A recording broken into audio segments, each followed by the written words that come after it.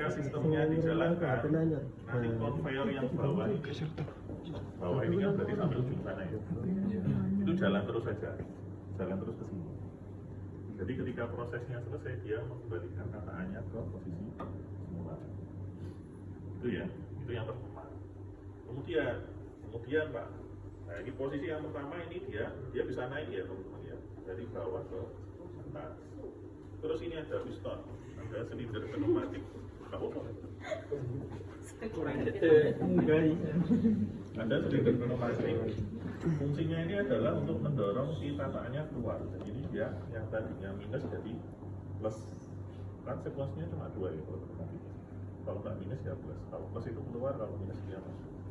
Nah dia plus sekuensinya keluar ya. Terus habis itu posisinya kan motornya jalan ya. Nah, dia posisinya di sini. Berhentinya di itu ya. Ya, sampai sini ya. Ini kan ada proximity di sini ya. Ada proximity dan ini ada metal plate-nya. Nah, ketika sudah mendeteksi metal plate, berarti kan logikanya satu gitu ya. Nah, berarti apa yang kalian lakukan? Ini dulu aja lah. Ini kalian dorong dulu. Ini kan ada pneumatiknya juga. Nah, dia kedorong dari bawah. Ada posisionernya juga. Ya. Jadi kalau posisionernya sudah, logikanya sudah aktif baik, maka dia langsung menggerakkan. Ini saya sedot. Ini ada pneumatik juga ya. Jadi ini disedot. Suction ya. Nah, bisa masanya. Kalau sudah ini kembali ke. Ya seperti ini kayak gini ya. Nah, kalau sudah seperti ini berarti kan sekuensinya selesai. Boleh jalan lagi. Jalan ke modul berapa ini? Modul ketiga loh. Sama ini buang ya. Nah kalau sudah modul ketiga nanti berarti juga ada proximity di sini. Nah, posisinya pas di tengah ya. Nah kalau sudah seperti ini logikanya high. Nah ini saya sedot di sini. Saya taruh ke sana. Nah, nunggu sampai posisinya di sini ya. Nah ini naik dulu. Terus kemudian didorong ke sini berarti ya. Nah, baru nanti si bornya ini dia turun ke bawah. Turun ke bawah, kasih aja timer. Pak pengen lebih lama kelihatan bornya kelihatan bagus ya 5 detik aja kok. 5 detik 1, 2, 3, 4, 5 bornya naik lagi, posisi balik lagi gitu ya. Dibalik sekarang posisinya. Disedot lagi, dibawa ke sini. Nah, posisinya sudah di bor. Sudah selesai kelompok 1, dijalankan lagi, yowis selesai urusan ini kan gitu ya. Nah sekarang ke kelompok 2. Kelompok 2 ini manual teman-teman ya. Manual ini dia kayak ngasih apa ya? Ngasih di sini kan kayak ada test piece buat mur baut gitu loh. Ini nanti dikasih ke mur gitu. Nah nyekrop itu dia manual tapi jadi ini tugasnya hanya berhenti aja ya teman-teman, berhenti di sini. Jadi operatornya ngambil ini ya, naruh di sini, dia nyekrop ya. Kalau sudah balik lagi, terus kemudian operatornya manual naruh di sini ya. Pak jalannya gimana ya, tekan start lagi aja. Manual ya berarti ya. Jadi ini modul 4 manual, jalan ke sini sampai ke posisi sana. Oke. Posisi di sini. Nah ini yang paling krusial ya. Ini kan ada 2 warna, hitam sama putih ya kan? Nah si hitam sama putih ini itu nanti disortir ya, disortir berdasarkan warna ini tadi ya, hitam sama putih tadi. Nah nanti kalian cari koordinatnya dulu. Kalian mau naruh di mana? Misalkan di sini sama di sini. Nah kalau hitam berarti nanti lengannya sini taruh di hitam. Kalau yang putih sebelahnya. Jadi goalnya di sini harus bisa membedakan mana yang hitam, mana yang putih. cara ngecek koordinatnya ini nanti dijalankan manual dulu sampai ke posisinya, nanti koordinatnya dicatat gitu ya, baru nanti diprogram. Jadi dibalik ke reverse. Jadi ada 2 koordinat yang perlu kalian catat terus dimasukkan ke program. Oke? Boleh ngomong enak ya. Programnya boleh. Jalan lagi. Ini posisi dia kalau sudah lewat ini ya berarti ya dia naik terus mengembalikan, ini kan udah nggak ada ya, mengembalikan tatakannya ke bawah, nah, terus dia lewat ke bawah. Nah ke bawah terus, makanya ini saya minta ini jalan terus saja yang bawah supaya langsung nganter ke posisi semula. Sistem awal sudah nyala Pak? Apanya? Itu konvernya apa nunggu? Yang dari awal yang bawah Kembali ke bawah. nyala terus saja. Oh, medalnya merah. Merah. Tapi merah putih tak. Iya. Sensor. Terus itu Pak, covernya itu Pak. Apanya? Apa difungsikan? Dimungkinkan semua ini. Lampu-lampu. Jadi ketika kondisinya running hijau, standby belum jalan kuning, ada trouble merah. Nah ada trouble-nya nih yang susah sebenarnya. Nah, Apa tuh Pak? Misalnya nyantol yang di ibu merah, harus ada itu. Misalnya nggak merah, gimana caranya tahu orang pabrik? Nggak trouble, nggak apa-apa kok. Harus ada yang dicatat. Oke ya, itu ya. Nah untuk yang PLC-nya, silakan dibuka yang bawah. Tak buka nih. oh iki ya mau sulit. Ciro lu. Terus iki ya iki. Iya. Ini 300 gitu lagi itu. 300 pakai Ethernet. Jadi nanti LAN-mu kamu masukkan sini, terus masuk ke laptop kalian gitu ya. Nah dari CPU ini ke remote I/O itu pakai Profibus. Profibus itu kabel ungu ini. Nah ini kan di jumper kan. Ini modul yang saya bilang ET200SP. Kayak kayak S7300 biasa ya. Tapi ini remote I/O aja sebenarnya. Dia nggak ada CPU-nya. Gitu. Jadi ini di jumper ke sini, terus itu di jumper lagi ke sana sampai yang paling ujung. 2 ampere ada. Jadi kalau mau program ya dari sini aja. Nggak usah kalian lari-lari ke situ. Wow. Programnya cukup di sini. Kerjasama. Nah, iya harus kerjasama. Atau nanti misalnya pengen praktis ya, masuk ke router, kalian programnya nggak usah di sini, nggak usah narik kabel. Iyalah, nanti tinggal connect wifi-nya router, kalian tinggal program kokadoan, kok seberang gitu. Dari rumah.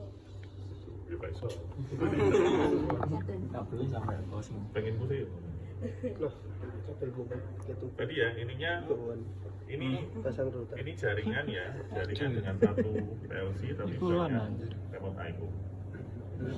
Ini opsi murah kalau menurut saya. Karena kalau kalian beli S7300 di setiap modul itu investasinya sudah berapa. Ini cara yang paling murah menurut saya kalau pakai Siemens. Nah, itu ya. Terus untuk yang pengen tahu servonya kalau di PLC itu kayak gimana, ini ada servo. Ini ada modul servo di sini. Jadi pengen naruh servo pakai ini. Wow. Modul servo. Bisa.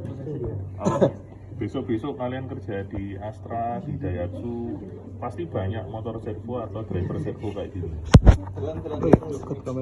Jadi kalau misalkan sudah bisa mengendalikan driver servo, kalian sudah bisa kerja di Astra. Nah, soalnya kan ngomong dia kan presisi kan berarti ya, X-nya berapa, Y-nya berapa.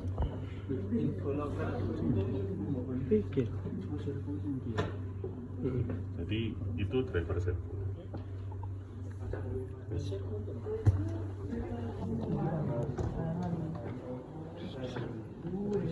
Terus sekarang ke yang kelompok 3 yang ini, saya ambil informasinya.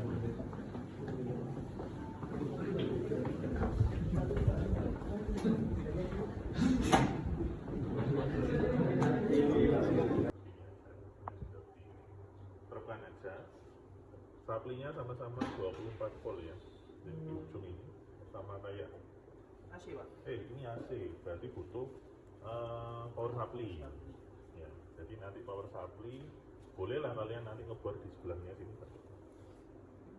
Kasih power supply, kita ada power supply 24 volt. Ini powernya 24 volt. Nah terus ini digital inputnya ada berapa? 14. Outputnya ada 10. Ya. Terus analognya tadi ada 3 ternyata ya. 3. Digital analognya, analog outputnya ada 2 benar. Nah nanti silahkan kalian manfaatkan semua. Yang dimanfaatkan apa aja? Push button. Ada berapa ini? 1, 2, 3, 4, 5, 6. Ya, 6 ini emergency. Ya. Emergency kalau misalkan kunci bayar tekan diputar berarti dia lepas. Ini harus dipakai untuk posisi manual otomatis ya. Nah, kalau misalnya main manual gini, kalau misalnya otomatis gitu. Tombol ada 4 yang akan dimanfaatkan. Proximity ada 2, berarti total digital inputnya berapa? 8 ya. Cukup lah ya, dan 14. Terus outputnya, output digitalnya ada 4, 8 ya. 8. Nah kalau untuk motornya ini sendiri, itu kan pakai inverter. Nah inverternya ini dia sumbernya dapat dari ini 220 masuk ke sini ya. Berarti ini inverter dari 1 fase ke 3 fase. Nah, 3 fase-nya UPW-nya masuk ke sini.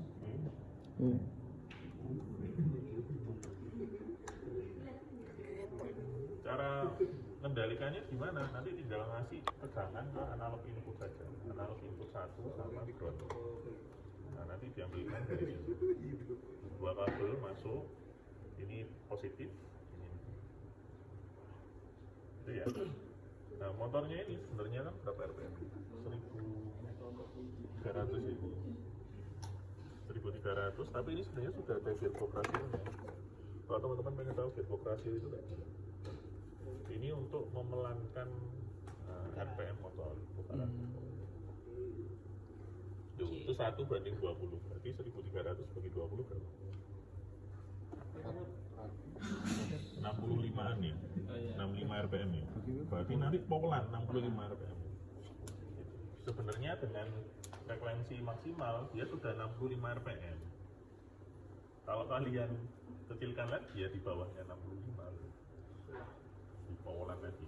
Tapi nggak apa-apa, kalian buat variasi aja nggak apa-apa. Ya, misalkan di sini ada barang deteksi, baru sistemnya mau jalan. Kalau sudah lewat sini, atau nanti kalian buat variasi, misalkan di sini berhenti dulu, ada proses pengisian, misalkan kalian asumsikan pakai delay gitu, boleh. Kalau sudah selesai jalan lagi. Jadi dibuat sekreatif mungkin aja dengan modul yang ada di sini. Bebas, no? Detailnya bebas tapi Bebas. memakai semua. Tapi semuanya harus Pengereng itu. Oke. Udah ya, itu jelas ya. Coba dengan mainan baru. Iya, ini nanti ini kan serial ya. Ini USB itu serial masuk ke laptop kalian. Kabelnya sama yang kayak gini. Nah, tapi nggak bisa pakai bambu, soalnya ini kan ada pakai yang prolific biasa. Ada kok. Langsung Prolific. USB coba ya. Ya, yang hijau. Jauh. Oke, itu untuk yang kelompok. Ini tipe flat belt teman-teman ya. Flat belt. Jadi kalau kalian ini conveyor tipe apa? Ini flat belt karena bentuknya flat gitu ya. Kalau ada conveyor yang miring itu incline. Incline. Incline. Incline itu miring titik. Biasanya kalau conveyor batu bara itu miring kabeh. Terus ya. Lanjut.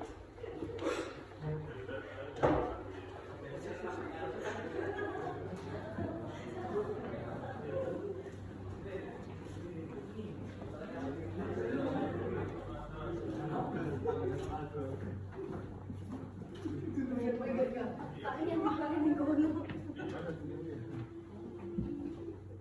ya 1.200 ya.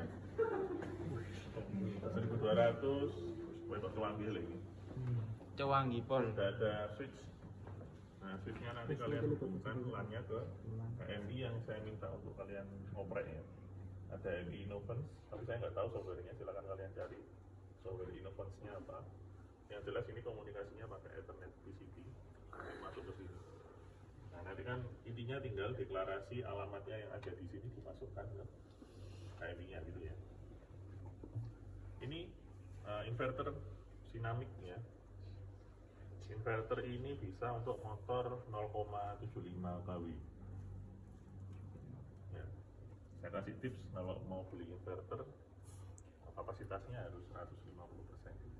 Misalkan motornya itu 1 kW, jadi kalian beli inverter yang berapa kali? 1,5 kW. Kalau motornya 0,55 kW, berarti inverternya 0,75. 0,75. Jadi diusahakan 150% dari kapasitas motor. Itu kalau beli inverter. Kenapa Nah, terus, gitu, Pak? Kenapa gitu? safety factor untuk keselamatan. Soalnya nanti kalau kamu kasih spek yang sama, ketika ada lonjakan arus sedikit aja dia langsung nge-trip. Itu kan gak lucu motor itu mati muruk. Kasih untuk melakukan pasti. Ini itu dia magnetic kontaktor. Jadi kalau mau startin motor dulu kan ada praktikum hubung mesin listrik ya. Nah, direct online kan pakai kayak gini. Cuman ini lebih ramping model. Terus ini push button bisa kalian manfaatkan. Emergensinya imut ya. Switchnya imut. Terus ini Bukan. switchnya kalian buat manual auto kayak yang kelompok 3 tadi ya. Iya, Pak. Bisa auto. Intinya mobilnya harus Buat yang dimanfaatkan TikTok semua. Teman Ada direct switch juga, dia kayak proximity. Kalau deteksi logam ya, deteksi logam yang di depan dia logikanya high. Kalau nggak deteksi logikanya low. Ini bisa kalian manfaatkan juga. Motor DC ya, ini motor DC ada posisionernya. Posisionernya dia proximity. Misalkan dia putar CCW, oh deteksi, maka dia nge-fly. Terus kemudian kembali lagi ke kanan, dia deteksi, maka dia nge-fly.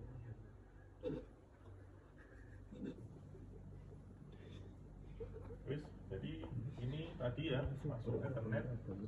Nah ini kan ada, kalau masuk ke sini kan kayak ada skum kabel ya, skum yang U gitu ya. Nah, nanti kalian usulkan aja, Pak saya butuh skum U untuk ini, itu berapa piece? Misalnya 12, kalian list aja. Kabel sudah ada, kalau kabel sudah ada, cuman skumnya yang belum. Dibuat serapi mungkin, gak cuman kabel kok, tang potong terus mancep. Ya harus ada skum. Sekalian belajar bikin panel maker profesional. profesional. Mosok arek baru iso main program tok. Kali-kali kan nyekun kan ya. Oke, kalau sudah bisa kembali ke posisi masing-masing. Family.